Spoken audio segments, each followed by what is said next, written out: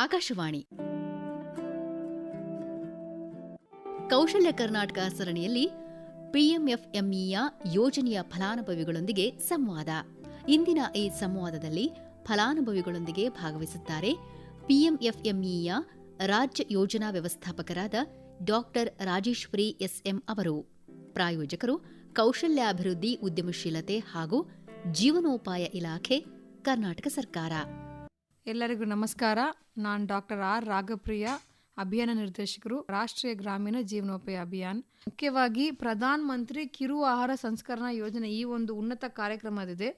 ಈ ಒಂದು ಕಾರ್ಯಕ್ರಮದಲ್ಲಿ ಲೋನ್ ವ್ಯವಸ್ಥೆ ಕಲ್ಪಿಸಲಾಗ್ತದೆ.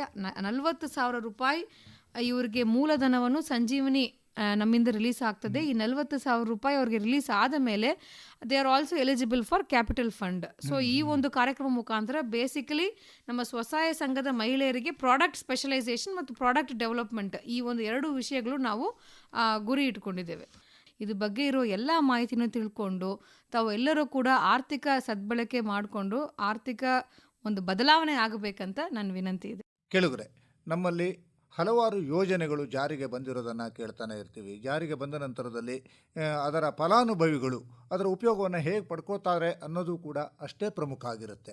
ಈ ಉದ್ದೇಶದಿಂದ ಆಕಾಶವಾಣಿ ಈ PMFME ಯೋಜನೆಯಲ್ಲಿ ಯಾವ ರೀತಿಯ ಫಲಾನುಭವಿಗಳು ಅದರ ಒಂದು ಉಪಯೋಗವನ್ನು ಪಡ್ಕೊಂಡಿದ್ದಾರೆ ಅನ್ನೋದನ್ನು ತಿಳಿಯೋ ಒಂದು ಪ್ರಯತ್ನವನ್ನು ಮಾಡ್ತು ಮತ್ತು ಮುಖ್ಯ ಕಚೇರಿಯಿಂದ ಫಲಾನುಭವಿಗಳನ್ನು ಯಾವ ರೀತಿಯಲ್ಲಿ ಮಾತನಾಡಿಸ್ತಾರೆ ಅಂತ ಅವರೊಟ್ಟಿಗೆ ಕುಳಿತು ನಾವು ಒಂದಿಷ್ಟು ಪ್ರಶ್ನೆಯನ್ನು ಕೇಳ್ತಾ ಫಲಾನುಭವಿಗಳೊಂದಿಗೆ ಮಾತನಾಡೋ ಪ್ರಯತ್ನವನ್ನು ಮಾಡಿದ್ವಿ.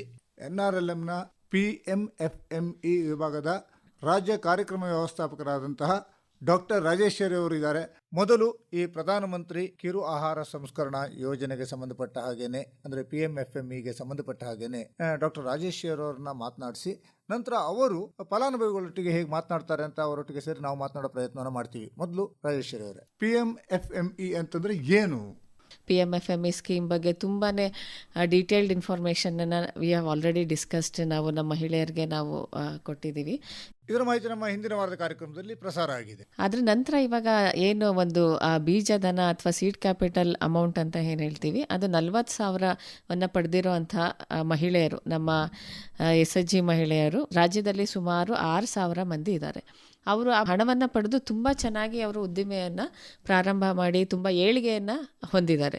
ಜೊತೆಗೆ ಅದರಿಂದ ಆದಾಯವನ್ನು ದ್ವಿಗುಣಗೊಳಿಸ್ಕೊಂತ ಆಗಿರ್ಬೋದು, ಆ ಥರದ್ದೆಲ್ಲ ತುಂಬ ಆಗಿರೋದ್ರಿಂದ ನೀವು ಆದಾಯವನ್ನು ದ್ವಿಗುಣಗೊಳಿಸ್ಕೋತಾ ಇದ್ದಾರೆ ಅಂತ ಹೇಳ್ಬಿಡ್ತಾ ಇದ್ದೀರಿ. ಹಾಗೆ ನೇರವಾಗಿ ಅವ್ರನ್ನೇ ಮಾತನಾಡಿಸಿ ಅವರಿಗೆ ಈ ಒಂದು 40,000 ರೂಪಾಯಿನ ಸಾಲಧನ ಹೇಗೆ ಅನುಕೂಲ ಆಯಿತು ಅನ್ನೋದನ್ನ ಕೇಳ್ಬೋಣ. ಖಂಡಿತವಾಗ್ಲೂ. ಹಾಗಿದ್ರೆ ನಮ್ಮ ಈ ಪ್ರಧಾನಮಂತ್ರಿ ಕಿರು ಆಹಾರ ಸಂಸ್ಕರಣಾ ಯೋಜನೆಯ ಫಲಾನುಭವಿಗಳು ಯಾವ ರೀತಿಯಲ್ಲಿ ಅದರ ಉಪಯೋಗವನ್ನು ಪಡ್ಕೊಂಡಿದ್ದಾರೆ ಅಂತ ನೀವು ಫೋನ್ ಮಾಡಿ ಅವ್ರನ್ನ ಕೇಳ್ತಾ ಹೋದರೆ ನಾವು ಕೂಡ ಅವರೊಟ್ಟಿಗೆ ಒಂದಿಷ್ಟು ಪ್ರಶ್ನೆಯನ್ನು ಕೇಳಿ ಆ ಯೋಜನೆ ನಿಜಕ್ಕೂ ಉಪಯೋಗ ಆಗ್ತಾ ಇದೆಯಾ ಇಲ್ಲ ಅಂತ ನಮ್ಮ ಕೇಳುಗರಿಗೂ ತಿಳಿಸ್ಬೋಣ.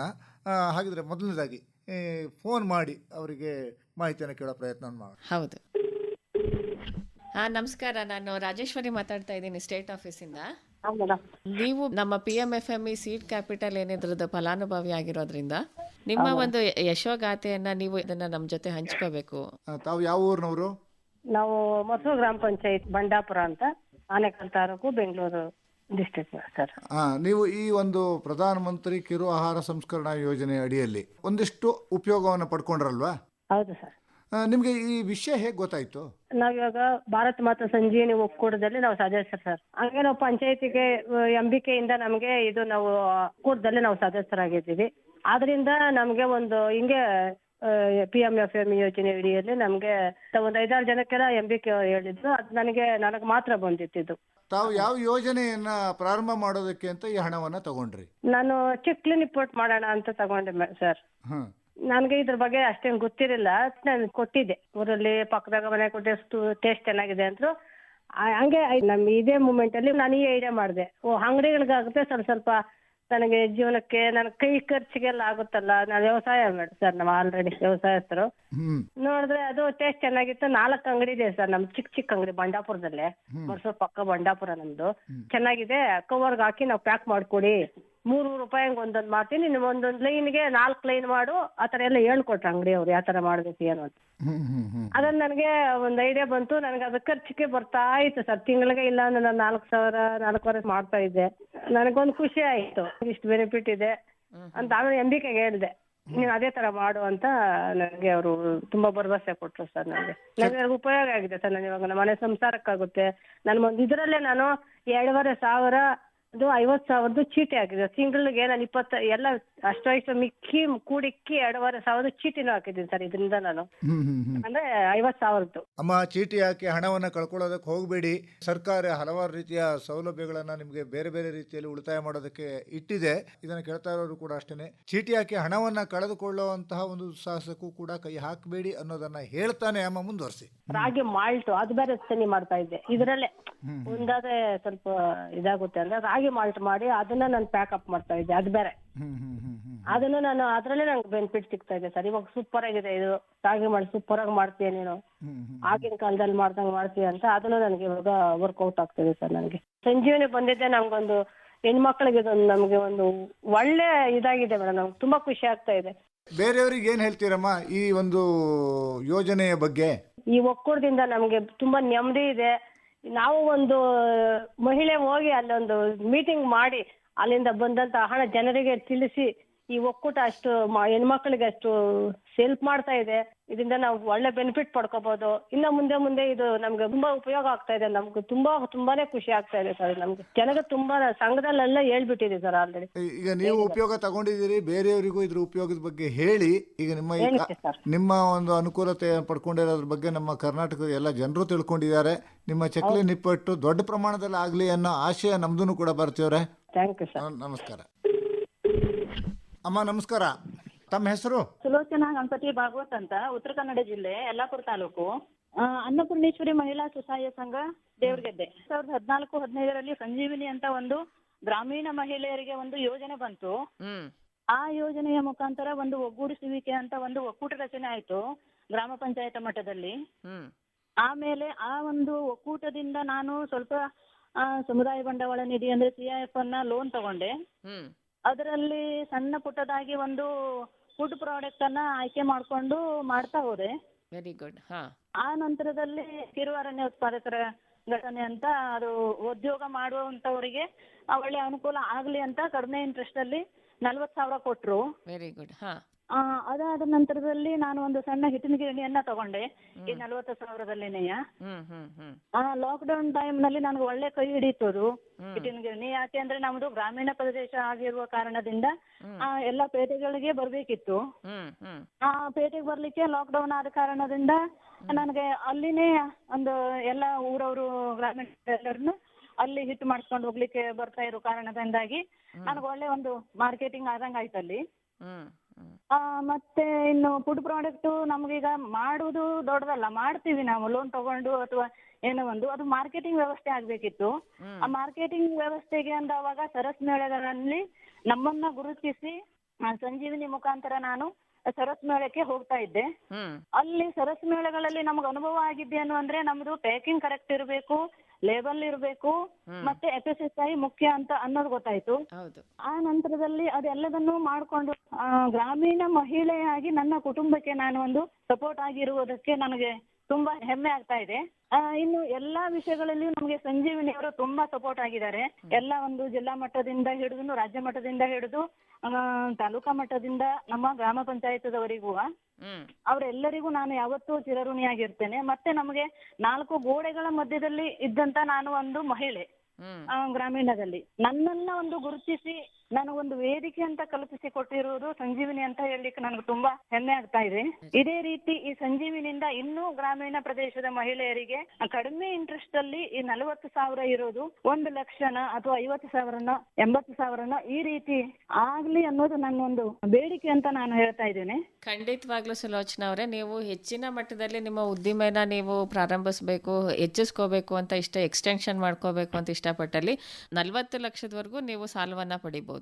ಈಗ ಮುಂದಿನ ದಿನಗಳಲ್ಲಿ ನಾನು ಹೋದ ತಿಂಗಳು ತಿಳಿಸ್ಕೊಟ್ಟ ಹಾಗೆ ನೀವು ಅಪ್ಲಿಕೇಶನ್ ಅನ್ನ ಹಾಕೋದಾದ್ರೆ ನಾವು ನಿಮಗೆ 40 ಲಕ್ಷದವರೆಗೂ ನಾವು ಲೋನನ್ನು ಕೊಡ್ತೀವಿ ನಿಮಗೆ. ಮೇಡಮ್ ತಮ್ಮ ಹೆಸರು? ನನ್ನ ಹೆಸರು ಶೈಲೇಶ್ರೀ ಬಿ, ವೈಫ್ ಆಫ್ ತೀರ್ಥೇಗೌಡ ಅಂತ. ನಂದು ಗ್ರಾಮ ಸಿಂಗಾಪುರ, ಗ್ರಾಮ ಪಂಚಾಯಿತಿ ಎಳ್ನೋಡು, ಚಿಕ್ಕನಾಯಕನಹಳ್ಳಿ ತಾಲೂಕು, ತುಮಕೂರು ಜಿಲ್ಲೆ. ಸಂಘದ ಹೆಸರು ಶ್ರೀ ಆಂಜನೇಯ ಮಹಿಳಾ ಸ್ವಸಹಾಯ ಸಂಘ. PMFC ಅಂದ್ರೆ ಖಂಡಿತ ಅದ್ರ ಬಗ್ಗೆ ಏನು ಅನ್ನೋದು ಗೊತ್ತಿರ್ಲಿಲ್ಲ. ಆದ್ರೆ ಇವರು ಸೀಡ್ ಕ್ಯಾಪಿಟಲ್ ಫಂಡ್ ಅನ್ನೋದು ಒಂದು ನನಗೆ ಪರಿಚಯಿಸಿ ಎಷ್ಟು ಅನುಕೂಲ ಮಾಡಿದ್ರು ಅನ್ನೋದಕ್ಕೆ ನನಗೆ ಅದನ್ನು ಹೆಮ್ಮೆಯಿಂದ ಹೇಳ್ಕೊಂತೀನಿ. ನನ್ನಂತವ್ರು ಬಹಳ ಮಹಿಳೆಯರಿದ್ದಾರೆ ಇದರಲ್ಲಿ ಮಾಡೋರು. ಅವ್ರಿಗೆಲ್ಲರಿಗೂ ಕೂಡ ಈ PMFC ಇಂದ ಎಷ್ಟು ಅನುಕೂಲ ಆಗಿದೆ. ಇವ್ರೇನ್ ಕೊಟ್ಟಿದ್ದು ಒಂದು 40,000, ಆ PMFC ನಮಗೆ ಇಲ್ಲಿವರೆಗೂ ತಲುಪಿರೋದು ನಮ್ಗೆ NRLM ಟೀಮ್ ಇಂದಾನೆ. ನಮ್ದು ಎಣ್ಣೆಗಾಣ ಇದೆ, ಹರಳೆಣ್ಣೆ, ಕೊಬ್ಬರಿ ಎಣ್ಣೆ ಅಷ್ಟೇ ನಾನು ತಯಾರಿಸ್ತಾ ಇದ್ದು. ತಯಾರಿಸ್ಬೇಕಾದ್ರೆ ಇವ್ರು ಯಾವಾಗ ನನಗೆ ಸೀಡ್ ಕ್ಯಾಪಿಟಲ್ ಫಂಡ್ ಅಂತ ಹೇಳಿ 40,000 ನಮ್ಗೆ ಕೊಟ್ಟು, ನಾನು ಒಂದು ಅವಾಗ ಯೋಜನೆ ಹಾಕೊಂಡು ಆ 40,000ಕ್ಕೆ ಯಾಕೆ ನಾನು ಇನ್ನೊಂದು ಇದನ್ನ ಬೇರೆದಕ್ಕೆ ಬಳಸ್ಲಂಗೆ ಒಂದು ಒಳ್ಳೇದಕ್ಕೆ ಬಳಸ್ಬೇಕು ಅಂತ ಒಂದು ಆಲೋಚನೆ ಮಾಡಿದಾಗ ಅವಾಗ ತಕ್ಷಣ ನನಗೆ ಒಳದಿದ್ದು, ಇವತ್ತು ನಾವು ತಿಂತಾ ಇರುವಂತ ಎಲ್ಲಾ ಎಣ್ಣೆಯಲ್ಲಿ ಕಲಬೆರಕೆ ಎಣ್ಣೆ, ಅದೇ crude product of the petroleum ಅಂತ ಗೊತ್ತಿತ್ತು ನನಗೆ. ಅದಕ್ಕೆ 17 ತರ ಕೆಮಿಕಲ್ ಹಾಕಿ ಮಿಕ್ಸ್ ಮಾಡಿ ಅದನ್ನೆಲ್ಲ ನಾವು ಬದಲಾವಣೆ ಮಾಡೋದು ಅಂತ. ಅದಕ್ಕೆ ಯಾಕೆ ನಾನು ಶೇಂಗಾ ಎಣ್ಣೆನ ತಯಾರು ಮಾಡಬಾರ್ದು ಅಂತ ಒಂದು ಆಲೋಚನೆ ಬಂತು. ಅವಾಗ ಇವ್ರು ಕೊಟ್ಟಂತ ಆ 40,000ನ ನಾನೇನ್ ಮಾಡಿದೆ, ಆ ಒಂದು ರಾ ಮೆಟೀರಿಯಲ್ಸ್ ಏನು ಕಡಲೆ ಬೀಜನ ಇನ್ನು ಚಿಕ್ಕದಾಗಿ ಮಾಡೋದಲ್ವಾ, ಅದಕ್ಕೆ ಕೊಂಡ್ಕೊಳಕ್ಕೆ ನಾನು ಆ 40,000 ಹಾಕಿದ್ದೆ. ಆ 40,000 ನಾನು ಹಾಕಿದವಳು ಎಷ್ಟು ಫಸ್ಟ್ ಒಂದ್ ಸ್ವಲ್ಪ ಏನು ಅಂದ್ರೆ 350, ನನಗೆ ಬೀಜ 110 ರೂಪಾಯಿ ಹಿಂಗಿದ್ದಾಗ ಅವ್ರಿಗೊಂದ್ ಸ್ವಲ್ಪ ಡಿಫಿಕಲ್ಟ್ ಆಗ್ತಿತ್ತು 350 ಹೆಂಗ್ ತಗೊಳೋದು ಅಂತ. ನಾನು ಅವ್ರಿಗೆ ಅದನ್ನ ಬಿಡಿಸಿ ಹೇಳ್ದೆ, ಇವತ್ತು ತಿಂತಾ ಇರೋದು ನೀವು ಇಂಥ ಎಣ್ಣೆ ತಿಂತಾ ಇದ್ದೀರಾ, ಇದನ್ನ ಉಪಯೋಗಿಸಿ, ರೇಟ್ ಅದು 200 ಗ್ರಾಮ್ ಹಾಕೋದು ಒಂದೇ, ಇದು ನೀವು 50 ಗ್ರಾಮ್ ಹಾಕೋದು ಒಂದೇ, ಈ ತರ ಎಲ್ಲ ಅವ್ರಿಗೆ ಹೇಳ್ಕೊಂಡ್ ಬಂದಾಗ ಫಸ್ಟ್ ಸ್ಟಾರ್ಟಿಂಗ್ ನಾನು ನಮ್ಮ ಟೀಚರ್ಸ್ ಮೇಲೆ ಹೋಗಿ ಕೇಳ್ಕೊಂಡೆ, ಸರ್ ಹಿಂಗೆ ಕಡಲೆಕಾಯಿ ಎಣ್ಣೆ ಹೊಡಿತಾ ಇದ್ದೀನಿ ತಗೊಳ್ರಿ ಸರ್ ಅಂತ. ಅವ್ರು ಏನ್ ಮಾಡಿದ್ರು, ಫಸ್ಟ್ ಆಯ್ತಮ್ಮ 1 ಲೀಟರ್ ಶಾಂಪಲ್ ತಂದ್ಕೊಡು ನಾನು ನೋಡ್ತೀನಿ ಅಂದ್ರು. ಆ 40,000ದಲ್ಲಿ ಯಾವ ತರ ನಾನು ಬೆನಿಫಿಷರಿ ಆಗಿ ಯಾವ ತರ ಬೆಳೆದೆ ಅಂತ ನಾನು ಮಹಿಳೆಯರಿಗೆ ತಿಳಿಸ್ತಾ ಇದ್ದೀನಿ. ತುಂಬಾ ಸಂತೋಷ. ಹೇಳಿ ಹೇಳಿ. ಟೀಚರ್ 1 ಲೀಟರ್ ತಗೊಂತಾ ಇದ್ರು. ಸೊ 1 ಲೀಟರ್ ಇದ್ದವರು ಇವತ್ತು ನನಗೆ ಅವರು ಮನೆಗೆ ಆಗುವಷ್ಟು ಒಬ್ರು ಟೀಚರ್, ಇಲ್ಲಿ ನಾನು ಎಳ್ನೋಡ್ ಟೀಚರಿಗೆ ತಗೊಂಡ್ರು, ಎಳ್ನೋಡ್ ಟೀಚರ್ಸ್ ಏನ್ ಮಾಡಿದ್ರು 1 ಲೀಟರ್ ತರ್ಸಿದ್ರು. ಆಮೇಲೆ ಕೆಂಕೆರೆ, ಹಿಂಗೆ ಅಲ್ಲಲ್ಲೇ ಹಳ್ಳಿಯವ್ರು ಏನ್ ಮಾಡ್ತಾ ಬಂದ್ರು, ಟೀಚರ್ಸ್ಗಳು 1 ಇದ್ದಾರೆ 5 ಲೀಟರ್ಗೆ ಬಂದ್ರು. ಆಮೇಲೆ ಟೀಚರ್ಸ್ ಆದ್ಮೇಲೆ ನೆಕ್ಸ್ಟ್ ನಮ್ಮ ಹಳ್ಳಿ ಜನಕ್ಕೆ ಏನ್ ಮಾಡಿದೆ, ಇದನ್ನ ಕೆಲವ್ರು ಕೇಳಿದೆ, ಅವರು ಒಂದು ಡಿಮೆರಿಟ್ಸ್ ಹೇಳಕ್ಕ, ಇದು 350 ಹಾಗೆ ಹೀಗೆ ಅಂತ ಹೇಳುದು. ನಿಮ್ಗೆ ಇದು ಕೊಂಡ್ಕೊಳಕ್ ಆಗಲ್ಲ ಅಂದ್ರೆ ನಮ್ಮಲ್ಲಿ ಕೊಬ್ಬರಿ ಎಣ್ಣೆ ನಾವು ತಯಾರಿಸ್ತೀವಲ್ಲ, ಆ ಕೊಬ್ಬರಿ ಎಣ್ಣೆ ತಗೊಂಡು ನೀವೆಲ್ಲ ಕೊಬ್ಬರಿ ಬೆಳಿತೀರಲ್ಲ, ಅದನ್ನ ಇದನ್ನ ಮಿಷಿನ್ಗೆ ಹಾಕಿಸ್ಕೊಂಡು ಇದನ್ನ ತಿನ್ರಿ, ಇದು ನಿಮ್ಗೆ ಆರೋಗ್ಯಕರ, ಯಾವ್ದೇ ತರ ನಿಮ್ಗೆ ಹಾರ್ಟ್ ಅಟ್ಯಾಕ್ ಬರೋದಿಲ್ಲ, ಕೊಲೆಸ್ಟ್ರಾಲ್ ಇರಲ್ಲ, ಈ ತರ ಕೆಲವನ್ನ ಒಂಥರ ಹೇಳ್ಕೊಂತಾನೆ ಬಂದೆ. ಆದ್ರೂ ನಾನು ಇನ್ನೂ ಅವ್ರನ್ನ ಪರಿವರ್ತನೆ ಎಷ್ಟು ಅಂದ್ರೆ 10-20% ನಮ್ಮಲ್ಲಿ ಪರಿವರ್ತನೆ ಆಗಿದೆ. ನಮ್ಮ ಸಂಘದವ್ರು ಆಗ್ಬೋದು, ಬೆಲ್ಲೇ ಹೋದ್ರು. ಇದನ್ನ ಇದೇ ತರ ನಾವು ಮಾಡ್ತಾ ಬಂದಾಗ ನಮ್ಮಲ್ಲಿ ಇಂಥವೆಲ್ಲ ಒಂದು ಕಲಬೆರಕೆನ ತಡೆ ಹಿಡಿಬಹುದು ಅನ್ನೋ ಒಂದು ನನ್ನ ಖುಷಿಗೆ ಇದನ್ನ ಮಾಡ್ತಾ ಇದ್ದೀನಿ ಸರ್. ಈಗ ಒಂದು 40,000 ತಗೊಂಡು ಈಗ ತುಂಬಾ ಜೋರಾಗಿ ನಿಮ್ಮ ವ್ಯಾಪಾರವನ್ನ ಮಾಡ್ತಾ ಇದ್ದೀರಿ, ತುಂಬಾ ಸಕ್ಸಸ್ಫುಲ್ ಆಗಿ ಮಾಡ್ತಾ ಇದ್ದೀರಿ. ಇದರೊಟ್ಟಿಗೆ ಏನಾದ್ರೂ ಇದನ್ನ ದೊಡ್ಡದಾಗಿ ಬೆಳೆಸಬೇಕು ಅಂತ ಏನಾದ್ರೂ ಆಸೆ ಇದೆಯಾ? ಖಂಡಿತ ಸರ್, ನನಗೆ ಅದಂತೂ ಅದು ಬಹಳ, ಯಾವ ತರ ಬೆಳೆಸ್ಬೇಕು ಅಂದ್ರೆ ನಾನು ಒಬ್ಬ ಬೆಳೆಯೋದಲ್ಲ, ನನ್ನ ಗ್ರಾಮದಲ್ಲಿರೋ ಮಹಿಳೆಯರಿಗೆ ಕನಿಷ್ಠ ಅಂದ್ರೆ ದೊಡ್ಡ ಮಟ್ಟದಲ್ಲ ಅಂತೂ ಕೊಡಕ್ಕಾಗಲ್ಲ, ಅಟ್ಲೀಸ್ಟ್ ಒಂದು 5 ಸಂಸಾರನಾರು ಅವ್ರ ಹೆಣ್ಮಕ್ಳು ಇಲ್ಲಿ ಬಂದು ಅವರೇ ನಡೆಸ್ಬೇಕು, ಇಲ್ಲಿ ಕೆಲಸ ಮಾಡಿ ಅನ್ನೋ ಆಲೋಚನೆ ಇದೆ. ಅದ್ ನಾನು ಇನ್ನೂ ಲೋನ್ಗೆಲ್ಲ ಟ್ರೈ ಮಾಡ್ತಾ ಇದ್ದೀನಿ ಸರ್. ಏನಕ್ಕೆ ಎಕ್ಸ್ಟ್ರಾ ಅಮೌಂಟ್ ಈಗ ಬೆಂಗಳೂರು ಆ ಕಡೆಯವರೆಲ್ಲ ಕೇಳ್ತಾರಲ್ವಾ, ಹೈಯರ್ ಆರ್ಡರ್ ಎಂಟರ್ಪ್ರೈಸ್ ಏನಿದೆ ಅದಕ್ಕೆ 10 ಲಕ್ಷದಿಂದ 40 ಲಕ್ಷದವರೆಗೂ ನಿಮಗೆ ಸಾಲ ಸಿಗುತ್ತೆ. ಈಗ ನಿಮ್ಗೇನಾದ್ರು ಈ 40,000 ಕೊಡುವಾಗ ತೊಂದರೆ ಏನಾದ್ರು ಆಯ್ತಾ? ಇಲ್ಲ ಸರ್, ತೊಂದ್ರೆ ಏನು, ಯಾರು ನನಗೆ ತೊಂದರೆ ಕೊಡ್ಲಿಲ್ಲ. ಮೇಡಮ್ ಇದಾರೆ ಅಂತ ಬೇಜಾರು ಮಾಡ್ಕೋಬೇಡಿ, ಹೇಳಿ ಸರಿಯಾಗಿ. ಇಲ್ಲ ಸರ್, ತೊಂದ್ರೆ ಖಂಡಿತ ಯಾರು ನಂಗೆ 40,000ಕ್ಕೆ ಸಂಜೀವಿನಿಲಿ ಆ ಟೈಪ್ ಯಾರು ಇದು ಮಾಡಿಲ್ಲ. ಖುಷಿಯಾಗಿ ಹೇಳ್ತೀನಿ, ಏನು ಅಂದ್ರೆ ವಿಕಾಸಸೌಧ, ವಿಧಾನಸೌಧ ಮಟ್ಟ ಏನನ್ನೋದೇ ಗೊತ್ತಿಲ್ಲ, ಅದಕ್ಕೆ ಹೋಗೋದ್ ಗೊತ್ತಿರ್ಲಿಲ್ಲ ನಮಗೆ. ಇವ್ರು ಏನ್ ಮಾಡಿದ್ರು, ನಾವೊಂದು ಪ್ರಾಡಕ್ಟ್ ನ ತಯಾರಿಸೋದ ಮಾರ್ಕೆಟಿಂಗ್ ಮಾಡೋದಕ್ಕೆ ಹೇಗಿರುತ್ತೆ ಅಲ್ಲಿ, ನೀವ್ ಇನ್ನು ಯಾವ ತರ ಬೆಳಿಬೇಕು ಅಂತ ಎಲ್ಲ ಕಳಿಸಿದಾಗ ನಿಜ ನನಗೆ ಅಲ್ಲೊಂದು ಬಹಳ ಚೆನ್ನಾಗಿ ಅನುಭವ ಆಯ್ತು. ಆಪರ್ಚುನಿಟೀಸ್ ನಮ್ಮ ಮಹಿಳೆಯರಿಗೆ ಕೊಟ್ಟಿದ್ದಾರೆ ಸಂಜೀವಿನಿ ಅವರು, ಅದಕ್ಕೆ ನಾನು ಧನ್ಯವಾದಗಳನ್ನ ಹೇಳ್ತೀನಿ ನಮ್ಮ ಎಲ್ಲ ಹೆಣ್ಮಕ್ಳು ಪರವಾಗಿ. ಕೇಳಿದರೆ ಆಕಾಶವಾಣಿ PMFME ಸ್ಕೀಮ್ನ ಅಡಿಯಲ್ಲಿ ಉಪಯೋಗ ಪಡೆದಂಥವರ ಫಲಾನುಭವಿಗಳನ್ನ ನೇರವಾಗಿ ಮಾತನಾಡಿಸೋದ್ರ ಮುಖಾಂತರ ಈ ಅನುಭವನ ನಿಮ್ಮೊಟ್ಟಿಗೂ ಕೂಡ ಹಂಚಿಕೊಂಡಿದ್ದೀವಿ. ಇಂತಹ ಅನುಭವಗಳ ಮೂಸೆ ನಮ್ಮ ಇನ್ನೊಂದಿಷ್ಟು ಕಾರ್ಯಕ್ರಮಗಳಲ್ಲಿ ಹೊರಬರೋದಿದೆ. ಮತ್ತೆ ಪುನಃ ಮುಂದಿನ ಕಾರ್ಯಕ್ರಮದಲ್ಲಿ ಭೇಟಿಯಾಗೋಣ. ನಮಸ್ಕಾರ. ಇದುವರೆಗೆ ಕೌಶಲ್ಯ ಕರ್ನಾಟಕ ಸರಣಿಯಲ್ಲಿ ಪ್ರಧಾನಮಂತ್ರಿ ಕಿರು ಆಹಾರ ಸಂಸ್ಕರಣೆ ಉದ್ಯಮಿಗೆ ಸಹಾಯ ಕುರಿತಾಗಿ, ಅಂದರೆ PMFMEಯ ಫಲಾನುಭವಿಗಳೊಂದಿಗಿನ ಸಂವಾದವನ್ನ ಕೇಳುತ್ತಿದ್ದಿರಿ. ಈ ಸಂವಾದದಲ್ಲಿ ಭಾಗವಹಿಸಿದ್ದವರು PMFMEಯ ರಾಜ್ಯ ಯೋಜನಾ ವ್ಯವಸ್ಥಾಪಕರಾದ ಡಾ ರಾಜೇಶ್ವರಿ SM ಅವರು. ಪ್ರಸ್ತುತಿ ಎಸ್ಆರ್ ಭಟ್. ಸಹಕಾರ ಎಂಜಿ ರವಿ.